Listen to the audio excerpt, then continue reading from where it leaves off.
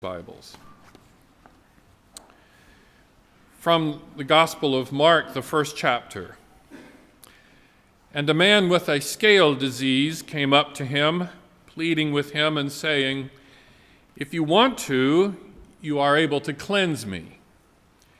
And he, becoming incensed, stretched out his hand and touched him and said, "I do want to be cleansed." And immediately the scale disease left him, and he was cleansed. And Jesus, growling at him, immediately cast him out and said to him, "See that you don't say anything to anyone, but go and show yourself to the priest and offer for your cleansing what Moses commanded as a witness to them."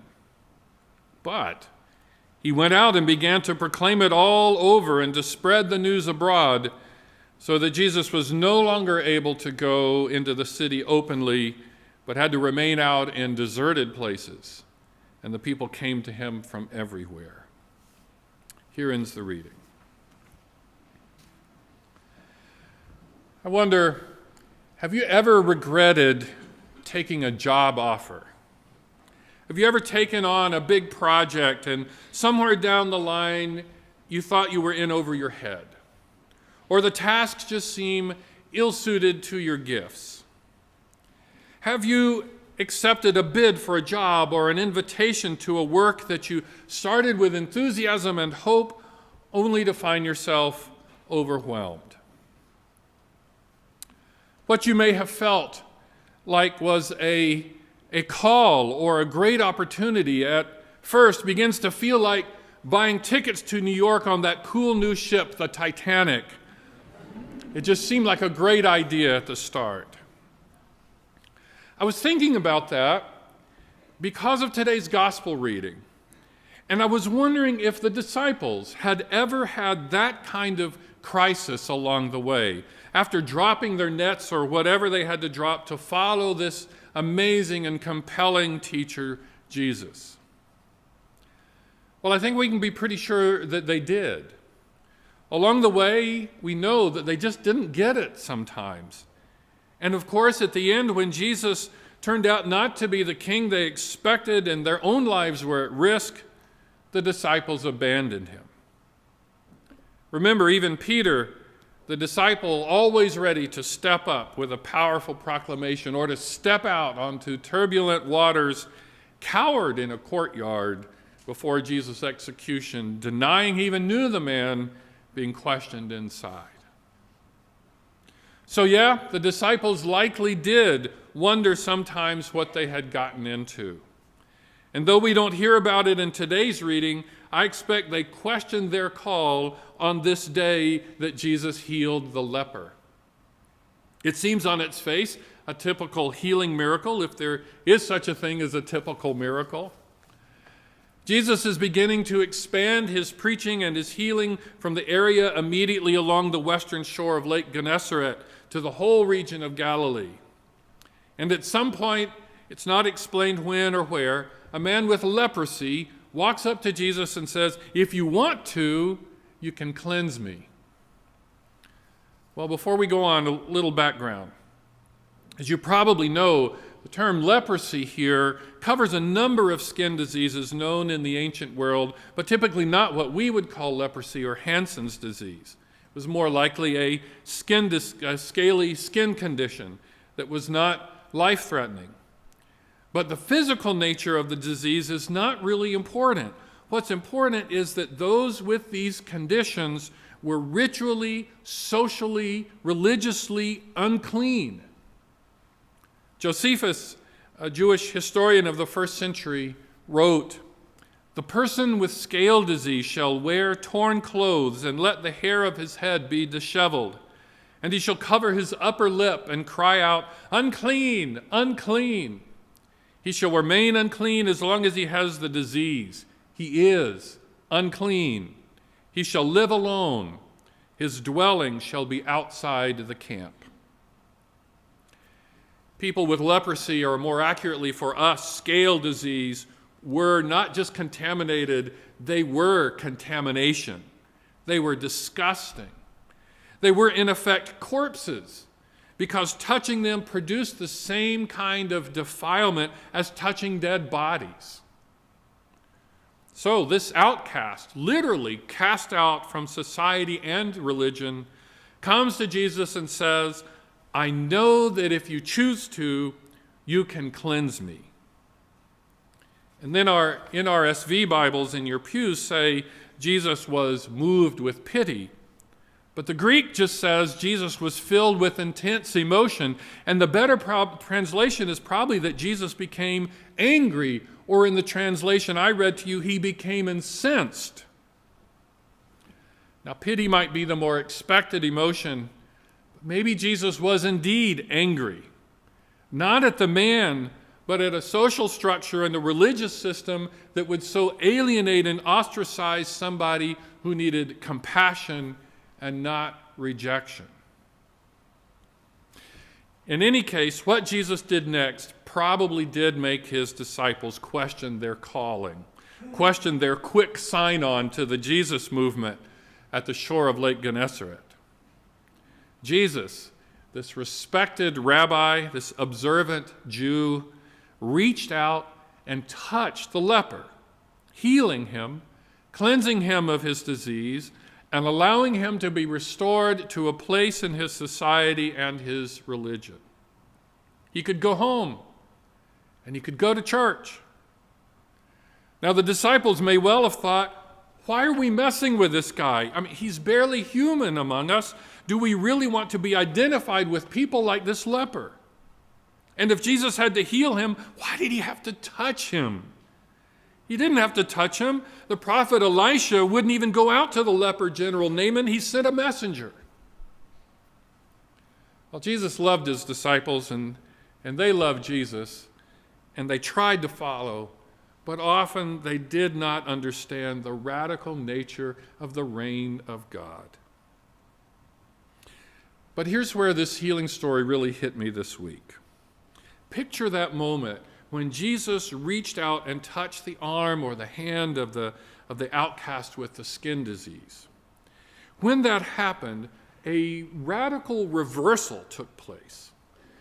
This man who had been living outside the walls of the city, away from community life and protection, alone by requirement of the law, this man, on being cleansed by Jesus, was now free to roam among the people of Galilee, trumpeting his good news up and down the streets of any town he wished. But Jesus, having touched the man, was now unclean, and moreover, essentially pushed out to the deserted places, out in the boonies, because of the man's proclamation. Now Jesus was the outcast. Jesus' touch not only heals and cleanses, it can turn the world upside down. And it did. The one who sat at the right hand of God came among us, and with his touch, he restored the leper, and he became himself the outcast. Now, as counterintuitive as that may seem, as unnecessary an action for a God-man to do, we count on it. Most of us are pretty well ensconced in society. We are in good standing in the church. You may be comforted to know that the ushers have no instructions to keep anyone out due to a physical condition or any sanction of the board of elders. We are, by and large, not the outcasts of our world. And yet, I believe this story still touches us for a very personal reason. We know, deep down, in a place that we generally keep good and hidden, that we do need healing and cleansing. Sometimes we come to worship, and while they do let us in, we feel it is because they don't know what we know about ourselves. And in spite of what we know about ourselves, because of it, Jesus reaches out and touches us, touches you, and says, "You are clean, you belong here, and you belong to me." That is a pure word of grace. And as it did that day with the leper, and as it did on Good Friday, that word of grace cost Jesus.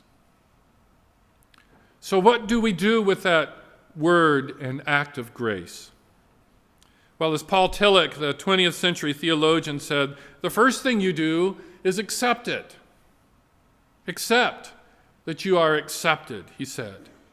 Accept that you are restored, and restored at no small cost to the healer. But then we are ultimately called to do something else with that word and act of grace, and that is to share it and to live it. We are called to share the touch of Jesus with others, especially others who are outcast, unclean, impure, alone, diseased. About 20 years ago, near the end of my time as a pastor at Lutheran Church of the Epiphany on Silas Creek, around 1991, I think, I became involved in the AIDS task force here in town. And without really knowing how it happened, I became the Lutheran pastor on call for Lutheran AIDS patients who had no other pastor to call on them at Forsyth or Baptist. At that time, AIDS was a death sentence, and several times I saw patients in the hospital who were very ill, would not be leaving the hospital alive, and yet who had not told their families they were even there because of the dual stigma of being gay and of having AIDS. One day, someone from the task force passed on a request from someone who wanted to see a Lutheran pastor. It was from a young man dying of AIDS at Baptist Hospital. And I entered the room, and before I really saw the patient, I saw a young woman, a chaplain in training, kind of backed against the far wall. She was covered head to toe in a gown with a mask and latex gloves. Now, by 1991, it was clear that AIDS was not passed on by casual contact, and her precautions were probably over the top. And she didn't say much, and she was clearly very uncomfortable, and pretty soon she excused herself really soon after I came in the door. Now, she may not have been offering much there in the way of pastoral care, but to her credit, she was there, she was trying to do her job in a tough situation, and I certainly know the feeling. But still, it was very sad, because here at the end of this young man's life, he needed the caring touch of another human being. He was alone, sick, outcast, and he needed a word of comfort. He needed a word of grace, and he needed that word in, with, and under a touch, a clasped hand. But fear got in the way. Now, I have said before that I think you have the gift of hospitality at home church. I think it's partly in the DNA of the Moravian Church, but it is also part of your choices about ministry. You take care of each other, but more importantly, you express hospitality in your welcome of others. I'm constantly reminded by new members how you have welcomed visitors with Christian regard. I have seen you sit by a lone visitor and help them find hymn pages, or go most of the way across the sanctuary to greet someone you didn't know. And that can be risky, since you might be greeting someone who has been a member longer than you.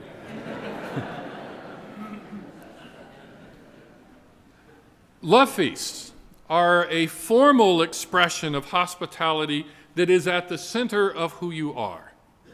Unlike communion and a love feast, no one is excluded. All are welcome. All are fed.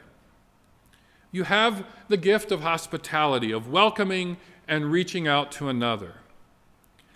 But in today's gospel, we see Jesus' own action challenge us to go further.